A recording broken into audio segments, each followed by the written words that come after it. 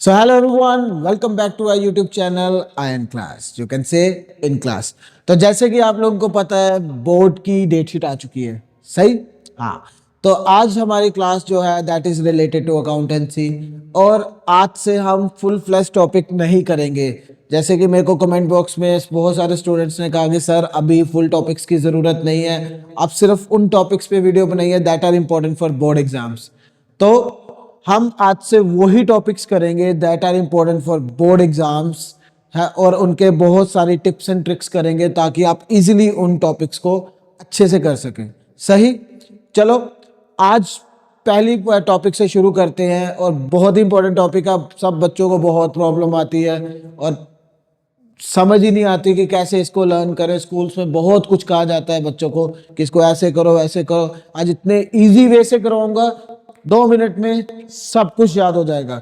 ठीक है, आराम से देखिए. चलिए शुरू करते हैं. ठीक है, तो आज जो टॉपिक का नाम है that is interest on drawings. सुना है? बुक नंबर 1 का first chapter that is fundamental of partnership. तो इसमें एक टॉपिक है that is interest on drawing. तो इंटरेस्ट ऑन ड्राइंग में जो मंथ्स कैलकुलेशन होती हैं उसके मल्टीपल मेथड और बच्चों को नहीं समझ आते कब कब कौन सी सिचुएशन में कौन सा मेथड लगेगा. सब पागलों की तरह सिर्फ ऐसे ऐसे ऐसे कर रहे होते हैं. भाई क्या करें कैसे करें नहीं याद हो रहा क्या करूं. और that is the only reason कि आपका profit and loss appropriation account गलत होता है. सही. चलो आज इसके पहले मेथड्स के बारे में बात करते हैं. देन लास्ट में मैं आपको एक ऐसी ट्रिक बताऊंगा कि आपको सब कुछ सेकंडों में याद हो जाएगा. सही. चलो तो सबसे पहले इसके मेथड्स की बात करते हैं. तो जैसे कि आपको पता है कि इंटरेस्ट ऑन ड्राइंग इसको कैलकुलेट करने के मल्टीपल मेथड्स हैं. जैसे कि पहला मेथड, अगर मेथड नंबर 1 की बात करें that is simple. When amount is given, जब ड्राइंग के अमाउंट आपको गिवन हो, drawing amount is given, percentage is given, date of withdrawal is also given.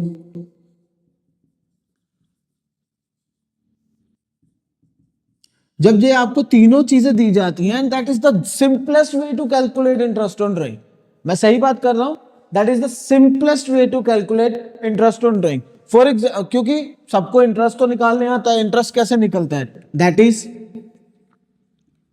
Amount multiply by rate upon 100 multiply by months upon 12.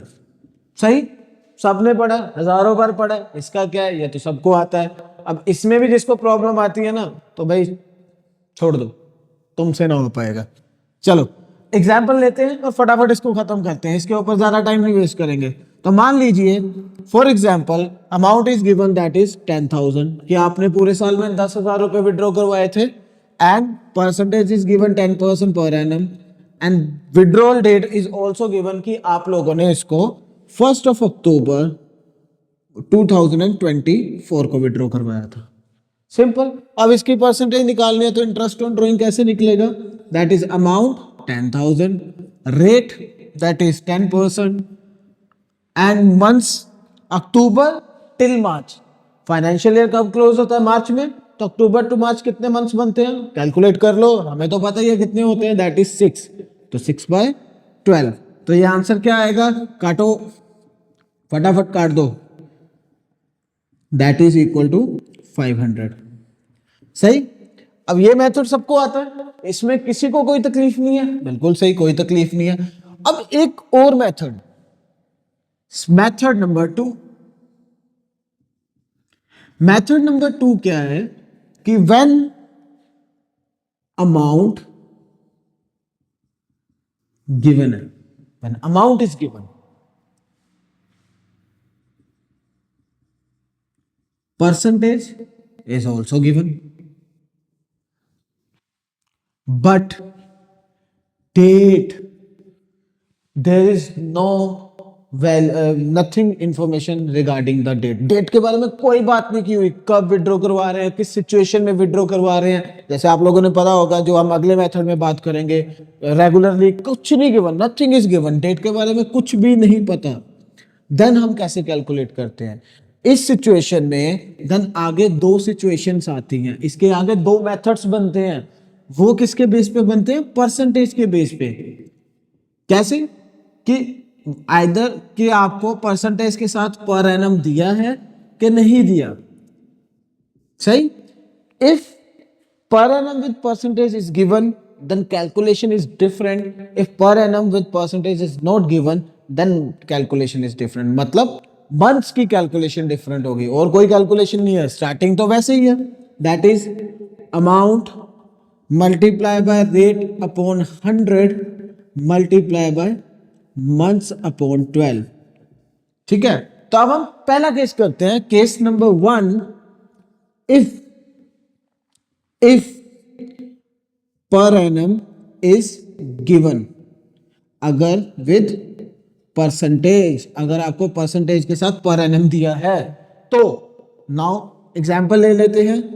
Amount 10,000 है मान लीजिए, ठीक है, और आपको जो परसेंटेज दी है that is equal to 10% per annum.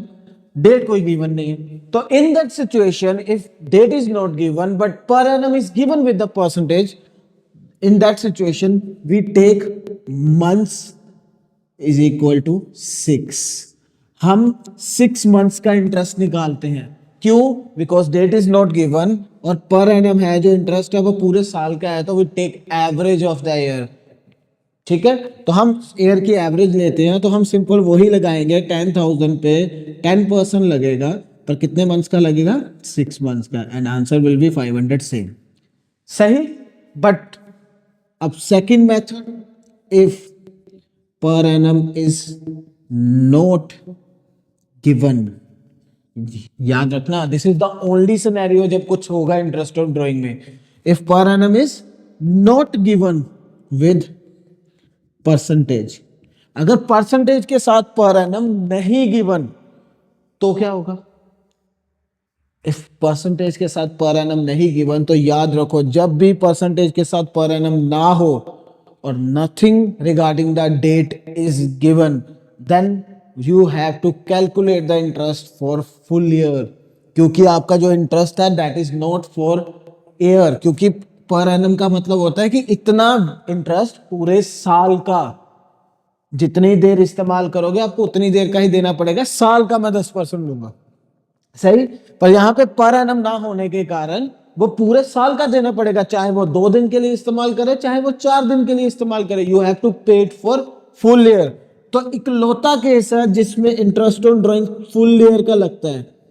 Full year का ओनली कंडीशन, अगर हम बात करें, this is only condition in this chapter, जब पूरे साल का इंटरेस्ट ऑन ड्राइंग लगता है, when date is not given and percentage के साथ पर एनम भी नहीं दिया। सेम सिचुएशन ले लो,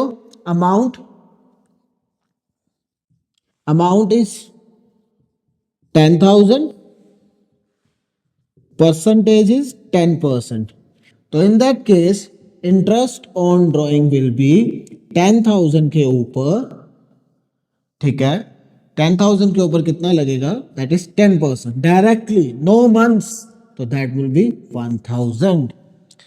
सही? समझ आया? तो एक मेथड हमने वो किया जो बिल्कुल नॉर्मल है, सब कुछ गिवन है, सबको निकालने आता है। एक वो किया जिसमें डेट इज नॉट गिवन।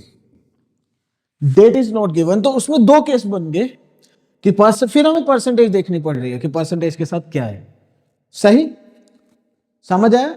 अगर पर एनम है तो 6 मंथ्स का, अगर पर एनम नहीं है तो फुल ईयर का। सही? आगे चले। नाउ द लास्ट मेथड, सबसे इंपॉर्टेंट वन, जिसको आप कह सकते हो कि जिस मेथड ने आप लोगों का जीना हराम किया हुआ है, कह लो कि आपका सोना, नींद, खाना, पानी सब बंद किया पड़ा है, उस मेथड को क्या कहते हैं हम? सबको याद आया उस मेथड को क्या कहते हैं हम? नहीं आया? अगर नहीं आया तो मैं लिख देता हूं, अगर आ गया तो वेरी गुड।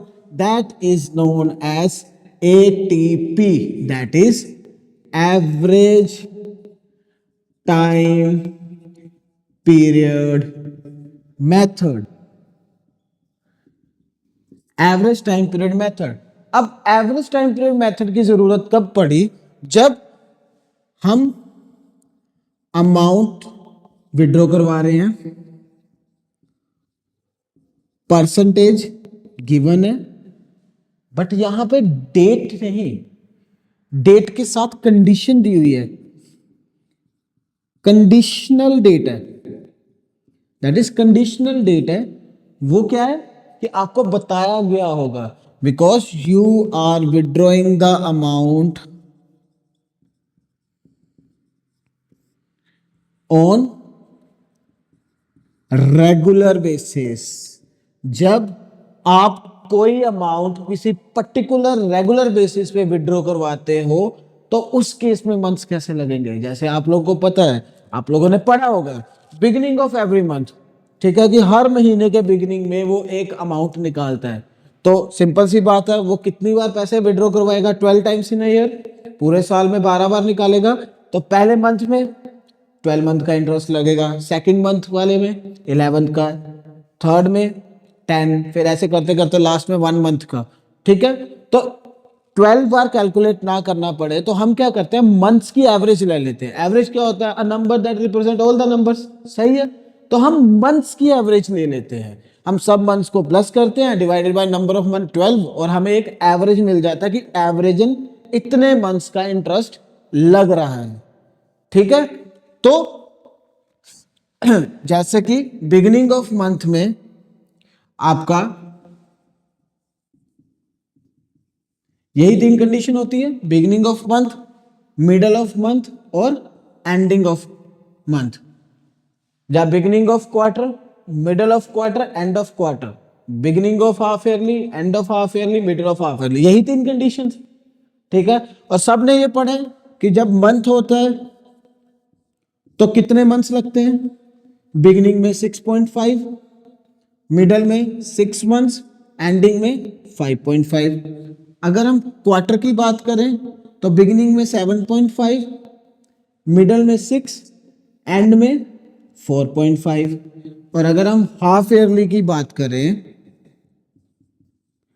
तो बिगिनिंग में 9 मंथ्स, मिडल में that is 6 months, and end of the half yearly that is 3 months. मतलब अगर आप रेगुलरली विड्रॉ करवाते हो फॉर फुल ईयर तो बिगिनिंग ऑफ मंथ में करवाओगे तो 6.5 मंथ की टाइम पीरियड लगेगा, 6.5/12। मिडल करोगे तो 6 मंथ्स का, एंड करोगे 5 एंड सो ऑन। अब यही तो याद करने में दिक्कत होती है ना? यही तो सीढ़ी से आपका सर, यही तो सिर पीट जिंदगी याद कैसे करना। मैं आपको बड़ी सॉरी अच्छी सी ट्रिक देता हूँ, इतनी अच्छी ट्रिक देता हूँ, कुछ नहीं करना, ठीक है। एक छोटा सा सिस्टम देख लो, ठीक है। जस्ट आपको सिर्फ इतना दिमाग में रखना है कि विड्रॉल कैसे हो रहा है, ठीक है।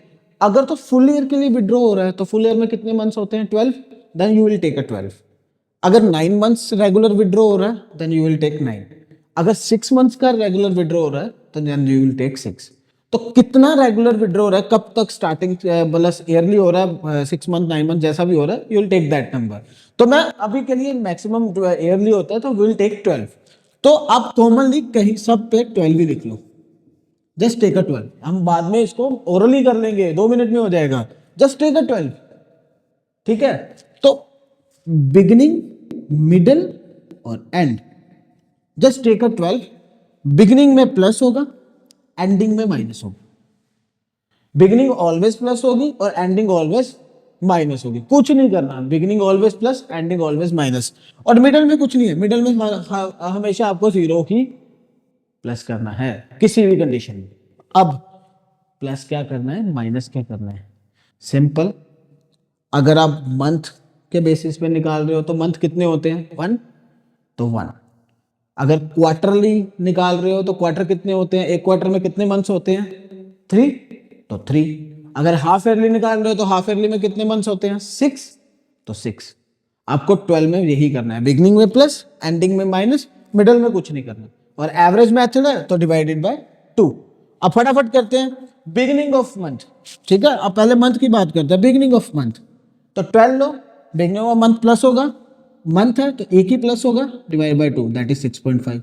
ये तो जीरो ही है, ये रह जाएगा 6 और लास्ट में माइनस होगा दैट इज 5.5। अब क्वार्टर की बात कर लेते हैं, जस्ट सेम 12 ले लीजिए, जस्ट टेक अ 12। अब क्वार्टर में कितने मंथ्स होते हैं 3, तो 3 प्लस करो divide by 2 that is equal to 7.5, 0 that is 6 और ये माइनस होगा 3 that is equal to 4.5। Half yearly की बात कर लो, 12, अब 6 मंथ्स होते हैं डिवाइड बाय 2 कितने मंथ्स आएंगे 9, ठीक है। देन 12, इसमें तो जीरो ही रहेगा इक्वल टू 6, देन 12 एंड में माइनस होगा 6 दैट इज 3। तो कितना सिंपल हो गया, ये तो मैंने लिखा है, आप तो ओरली कर लो, ट्राई कर लो।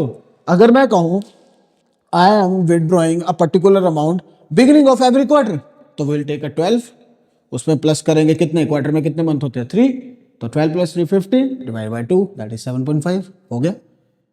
Ending of half yearly 12 and में माइनस होता है, माइनस हाफ ईयरली 6 तो बचे 6 divide by 2 that is 3। Simple, जब मर्जी करो जैसे मर्जी करो।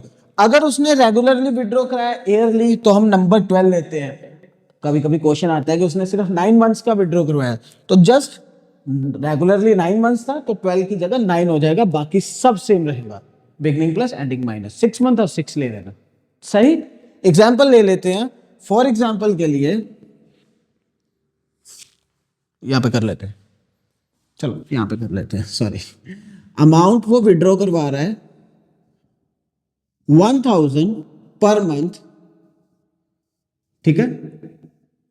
उसके बाद परसेंटेज हमें दी है दैट इज इक्वल टू 10%, 10 और जो है वो पर मंथ कैसे विड्रॉ करा रहा है, बिगिनिंग ऑफ एवरी मंथ।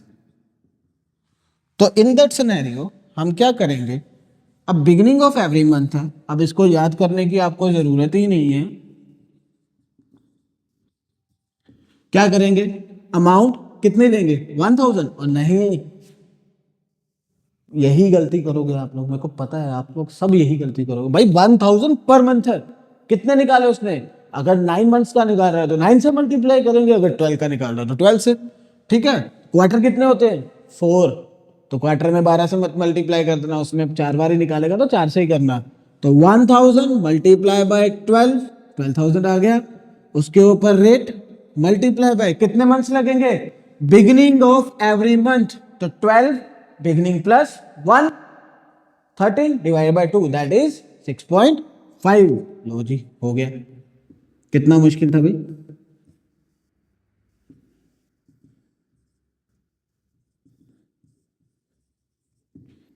कितना मुश्किल था, अगर क्वार्टर होता तो आप यहां पे 12 की जगह 4 लेते, simple.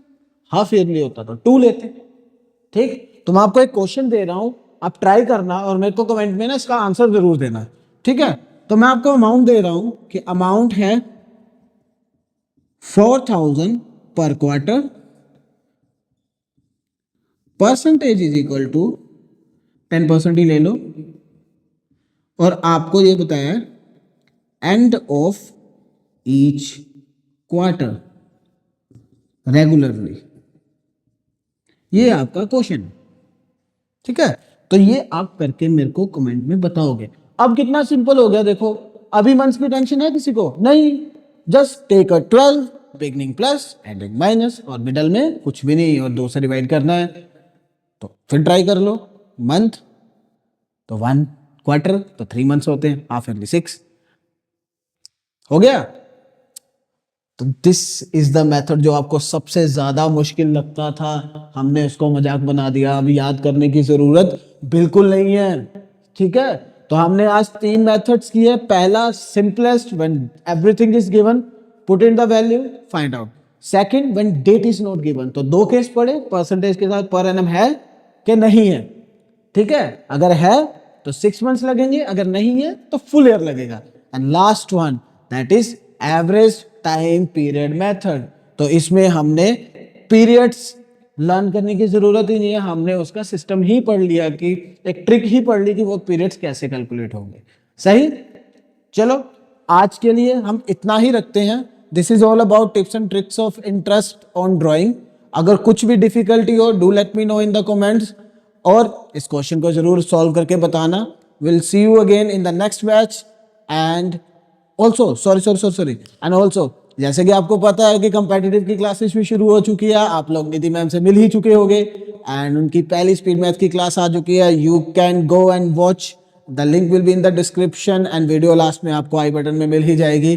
Thank you very much, see you soon, bye bye.